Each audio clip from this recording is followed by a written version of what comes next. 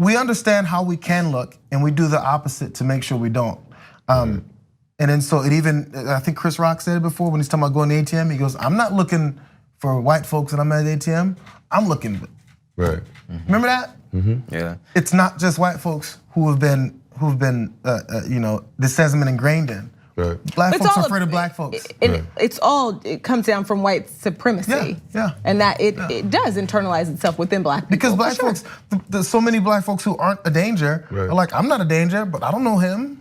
So I've had funny experiences. So in the NBA, so there's a scene in Malcolm X, the movie, where the guard says, "Break it up, Baines," when he's sitting around sort of, I don't know, talking to people or whatever. So I've had that experience, and I've been in situations where I'm like, damn, I wonder what they think I'm saying to these guys, right? Being someone who is, about that every day. I've been informed. I've never hidden the fact that I've tried to be more knowledgeable about things, and so when rookies and things would come and be around me, it's always like, we wonder what he's saying. And then they've actually said to me, "Hey," they asked me what you were talking to me about. And I'm like, well, just tell them what I was talking to you about.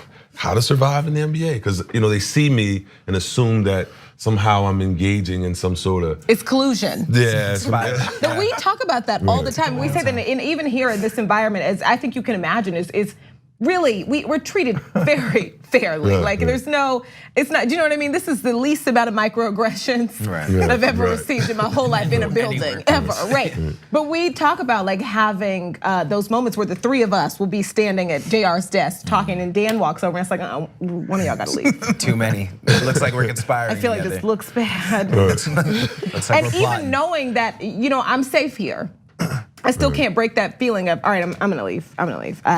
You know what I mean? And it's ingrained. And I don't know. This was my perception. I just met you today, and I love the NBA. I've been watching NBA my whole life. There's, I think, a perception you have from playing that you're a tough guy, because you have to be. You play the NBA, and especially in the position you play and the kind of guys you have to go up against. So people will see that, and if they see you at a restaurant and say you're talking to friends, and you're like, and they can't hear you, they're like, oh, David is crazy. I saw him. I saw that one time when he was playing defense and he didn't like that foul. And you have to be aware of that because you're talking to a friend. Right. It's unfair.